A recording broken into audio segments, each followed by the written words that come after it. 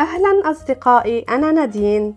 بفيديو اليوم استخدمت الأزرق الشمري مع الألوان الترابية، فإذا حابة تعرفي كيف عملت هيدا اللوك تابعي معي الفيديو ويلا نبلش.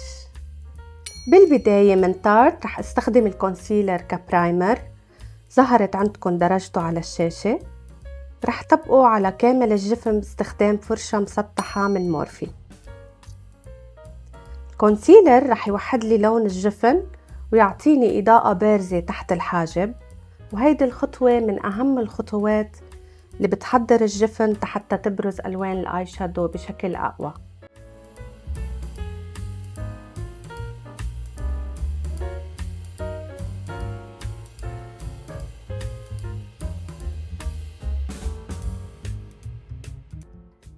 ومن بعدها رح استخدم البيوتي بلندر وطبطب على الجفن.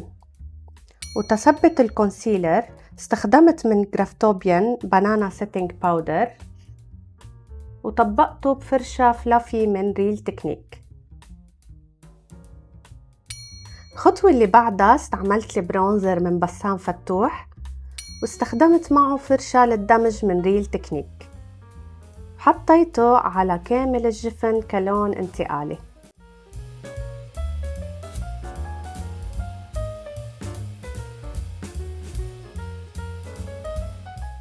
من أنستازيا استعملت لون اسمه باك رولز، لونه جاي على بني غامق، استخدمت معه فرشاية رفيعة من مورفي ورح طبقه من زاوية العين الخارجية واسحبه لفوق كأني عم بعمل كات ايلاينر.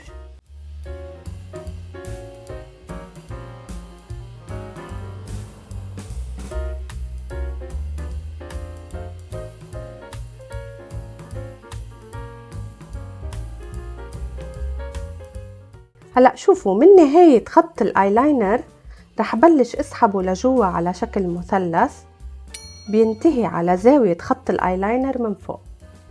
وتقوي اللون أكتر استخدمت فرشاية صغيرة مسطحة من مورفي وبنفس الطريقة سحبته على داخل العين.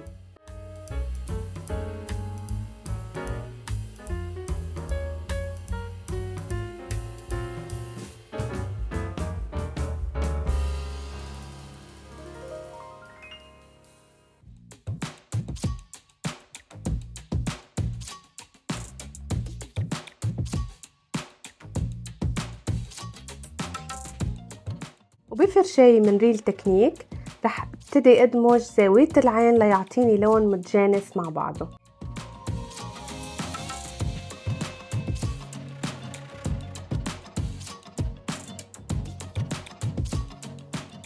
ومن نفس الباليت استخدمت اللون الأسود واسمه بيست واستعملت معه فرشاية فلافي وصغيرة من شانيل ودمجته على زاوية العين الخارجية وسحبته بنفس الطريقة حتى يعطيني لون أكتر انتنس أو فينا نقول أكتر بارز وقوي.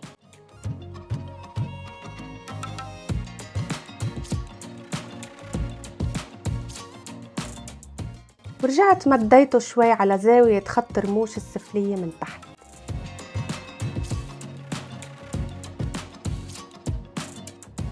وعلى الجفن المتحرك حبيت استخدم اللون الأزرق واسمه دريم ات كلون بيس أو كلون أساسي قبل ما طبق اللون الشمري.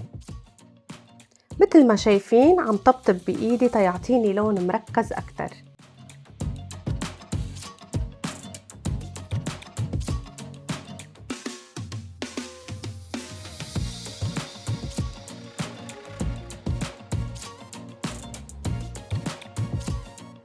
بفرشاية الدمج رح ارجع ادمج الفواصل الحادة تأوصل لألوان ممزوجة بنعومة مع بعض البعض.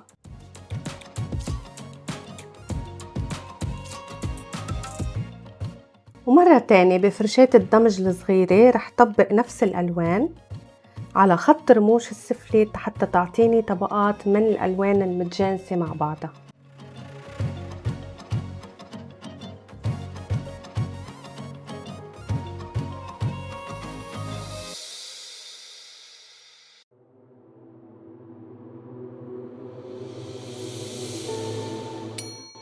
ومن بعدها استخدمت اللون الأزرق الشمري من ميك اب فور ايفر ورقمه 236 وبطريقة الطبطبة كمان رح طبقه على الجفن المتحرك.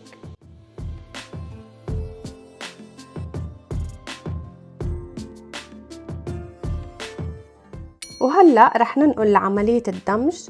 استعملت بلندنج برش من مورفي ورح ابتدي ادمج الفواصل الحادة.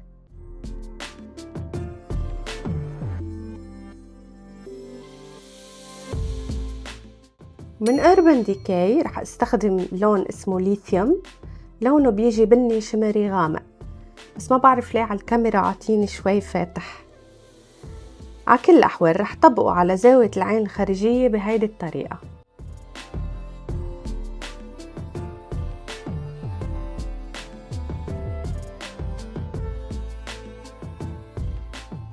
من سيفورا استخدمت هيدا الايلاينر بنسل، طبقته داخل العين، واستعملت معه الاي كونتورينج براش من شانيل، ورح بلش ادمجه تحت خط رموش السفلي تحت تحدد اللون اكتر. وبالنسبة للايلاينر استخدمت ايلاينر ستيلا، ورح اعمل خط رفيع على خط رموش العلوي، بالإضافة إلى سحبة ناعمة على زاوية العين الخارجية. شوفي دايما بس يكون عندك عيون شوي مبطنة مثلي أنا، حاولي الآيلاينر رفعيه وسحبة الآيلاينر ما تطوليها.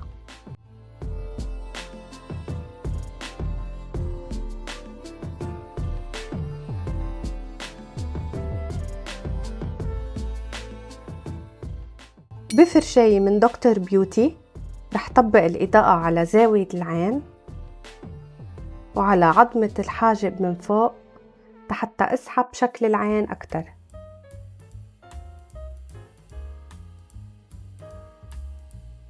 بالنسبة للماسكارا استعملت ماسكارا هيوج من ستيلا، رح مشط رموشي العلوية والسفلية.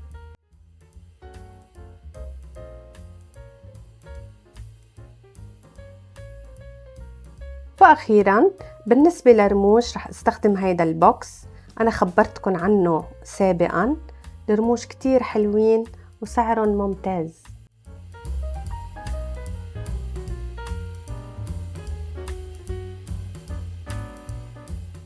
وهيك أصدقائي بيكون خلص اللوك اليوم. إن شاء الله تكوني حبيتيه وإن شاء الله تكوني استفدتي. هيدا اللوك بيلبق لكل أنواع العيون بما فيها المبطنة. فإذا حبيتي الفيديو ما تنسي تعملي لي لايك وتشتركي بالقناة حتى يوصلك مني كل جديد. بحبكن كتير وإلى اللقاء.